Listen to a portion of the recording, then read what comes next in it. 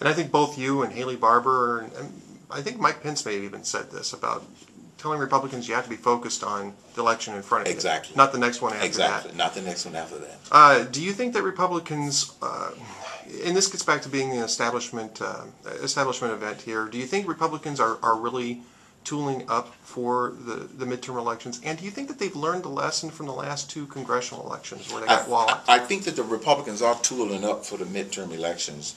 And they have learned some lessons, but they haven't learned enough. Mm-hmm. They haven't learned enough. And I hope that as they continue to see the kind of enthusiasm that people have and what's going on with respect to citizen movement, this sort of thing, that they will, learn some more things. And here are the two things that I believe the Republicans have really got to focus on learning, the two lessons that really need to come out of all of this if they want to recapture a lot of people's beliefs. First, they got to regain the trust of the American people. They lost it. The best way to do that is like Michael Steele did in his book. He had a chapter, Where We Went Wrong. It was one of the best descriptions of where we went wrong, and we should have known better, and we didn't, that I have ever read.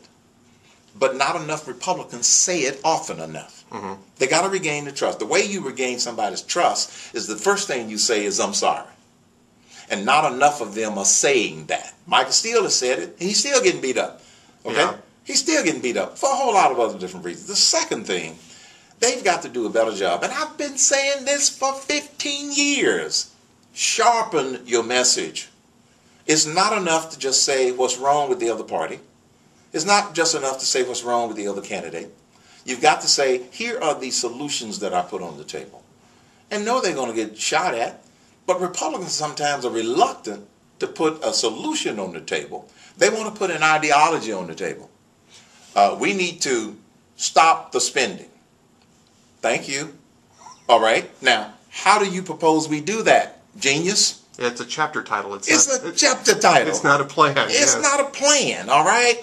And when they ask me that, well, what would you do, Mr. Pepperoni Brain? I used to run Godfather's Pizza. I did hear that, yes. I said, here's how I turned Godfather's around. I went in as the CEO of the company and called in all of my vice presidents and said, we got a problem. We're going bankrupt. And if we don't change things drastically, and quickly, we won't be around in 12 months.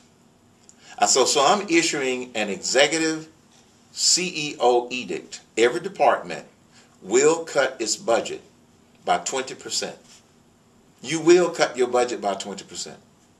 Because that will force people to get creative, force people to think outside the box. That's leadership. Now, one of my vice presidents came to me and said, he was my marketing vice president, he said, Herman, I can't run the marketing department with 20% less. I said, Charlie, I'm going to find me someone who will. Yeah. And guess what? We were able to cut the 20% out of our total budget, refocus our strategy, and we turned the company around. That's how you stop spending in Washington, D.C. You don't go there and become a part of the spending culture. You go there and you shake up the spending. You challenge the spending culture.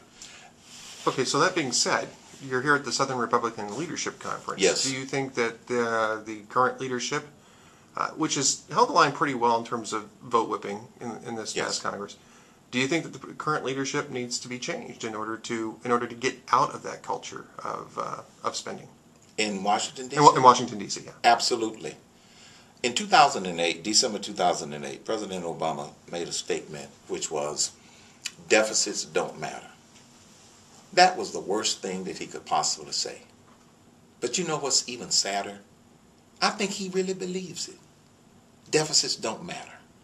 And so then if you look at what they have done since he took office, they don't care about deficits. Every once in a while they'll make a token gesture. Like when the president said, I have ordered all my cabinet departments to cut $100 million out of the budget. $100 million? That's a rounding error. That's not serious about cutting spending. I'm shaking the camera because I'm laughing. I'm not going to laugh out loud. You are so correct. So my point is, you have to say, here's what I would do. I believe that we need to abolish the tax code. I believe